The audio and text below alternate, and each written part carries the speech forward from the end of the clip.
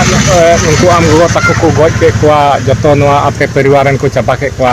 आदो उनको गोगज बाला दो कोई ताहे कना गोगज बाला दो इन दादा तको आम दादा तको गे ले गुतियरन आपे गुतियरन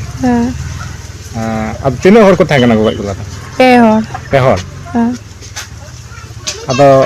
उनको तो को गज काते को दर केदा से चेलका बाको दलदा गज टुका को आर को चला चौकीदार टे चौकीदार टे को चला ना उनको को हबिरे कदे चौकीदार निंदे उनको माने गज काते को चला ना चौकीदार को हो बिरित किदिया और को लैया दिया बोले नुका नुका आले ले गज का आदो चेदा बोले को गज के को रुआ आसु को बोले आदो नागी नसिया को रुआ बो आसु को लाइस को नाम को इनर को मेना नुको को जम लिया डन गया को माने डन को मिता को कना हां बोले डन को मिता गन कान ता इन को तो अच्छा तो ना एते अच्छा नवा घटना तो नवा जैसे नवा डन को मिता कना तो तीन दिन खोय ये आम तीन दिन खोय बड़ाया बोले नुका नुका नुको को 10 को डन को लिखाए को इन कटे इन ता कना थोड़ा थोड़ा इन दिसे बोले कटे इन ताहलना इन जखे रे इन बिहा दो बात ता कना इन जखे दो इन मतो इन ताहलना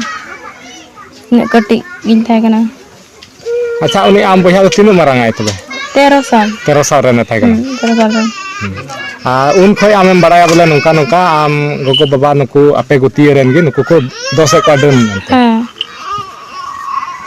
आदो लहारे उना बखराते जहान लड़ाई झगड़ा से मामला विचार नुका ना हुई बड़ाव कना बा हुई कना नुका द बांग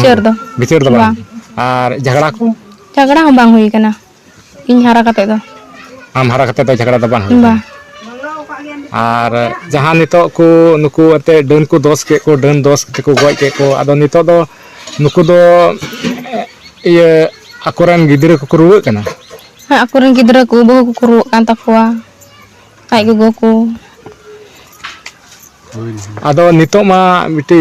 जहां नितो एम लई केदा नितो मा आपे घारंज मा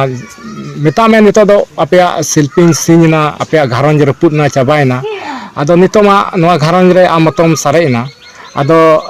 नितो आम जहां उनको कोई आम दादा तको आपे गुतियरेन नुको को नुका को कमी का नुको बखराते आम चेक लेकान सस्तिम खोजोआ चेक लेकान सजई आम खोजोआ नुको चेक लेकान सजई को नाम लेखाय बोले आमा जीवी धीर पुरु तमा नुको दो चेक सजई मा को पोसी सजई मा को आतम जिनगी भर या बोले मन इन दो उनको में हा बोnyal तको इन गो बाल का bang nyal sana dinya ing go babon ko uनको में हा nyal कते चे या